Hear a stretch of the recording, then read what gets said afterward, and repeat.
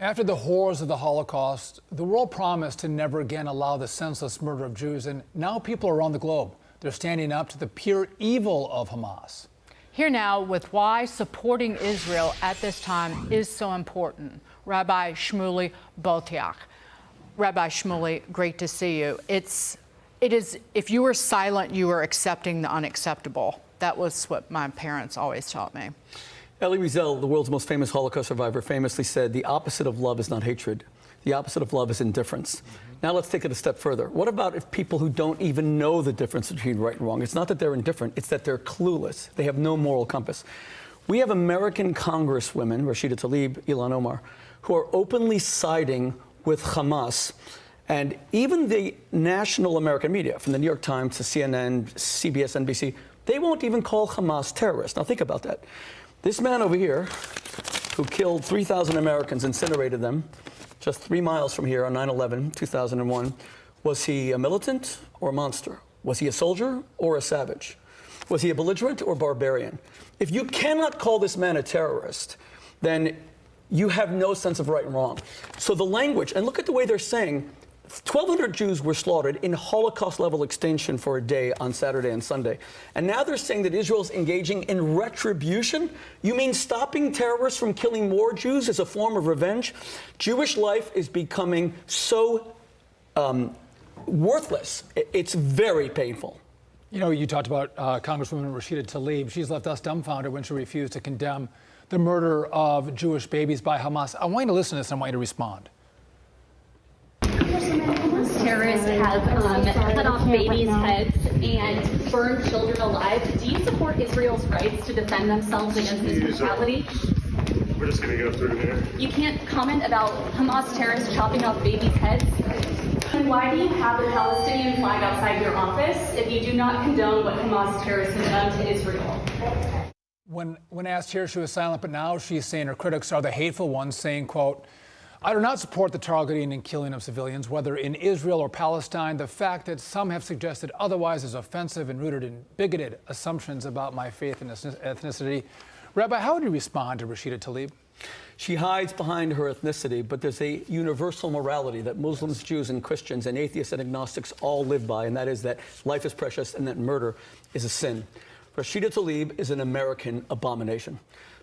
She won an election seat. I truly hope that her constituents will rise up and evict her, because she is a disgrace to Islam, which is a great world religion, but she's a disgrace to American values. If she really believes in Hamas, let her go to Gaza right now and try to express an opinion against Hamas.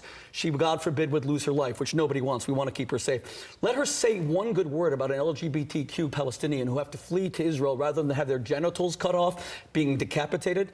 If you cannot condemn the decapitation of 30 infants at a kibbutz, then evil has no meaning. And I'll tell you something else. I love when people like Rashida Tlaib and Ilhan Omar speak about how religious these the Hamas members are.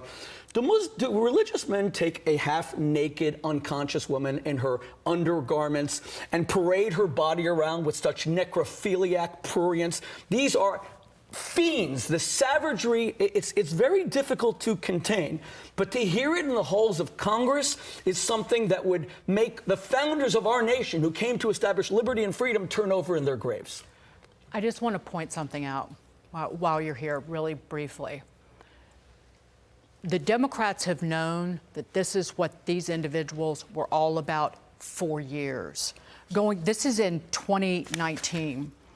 Rashida Tlaib invited a Hezbollah and Hamas supporter to a private family dinner, celebrating her elevation to Congress, a man who had said Israel had no right to exist. And when she joined Congress, she put that Post-it note on her map and that said Palestine and pointed to Israel.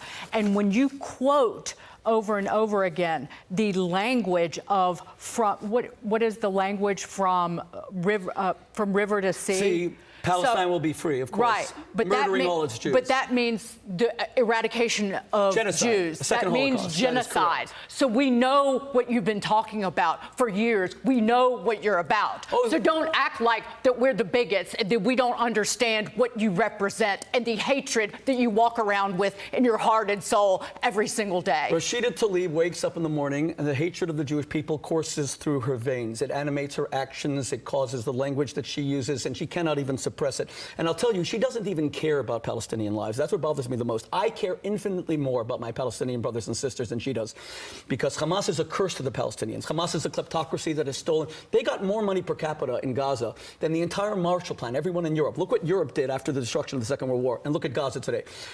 Rashida Tlaib could not give a damn about Palestinian women who are beheaded when they have boyfriends, 16 or 17 years old. She'll never speak up for them because all she cares about is hatred of Jews. She is animated by and I'll tell you one final thing. It's not just Rashida Tlaib and Ilhan Omar. You're talking about Tufts University, Harvard University, right 3 miles up from here, Columbia University. Students are supporting Hamas and their mutilation of women. I mean, our universities have lost their minds. We're living in a crazed time that boggles the imagination. You are so right, and also you have Democrats who have supported and defended these squad members who have behaved so poorly. And President Biden, who just gave Iran $6 billion. And if you think that didn't lead to more hostages being taken. Oh, it's more than that. It's $1 billion per hostage. That's a lot of money. That's a lot of money. Oil money, tens of billions. Rabbi, great to see. God bless you. Thank you. God bless you.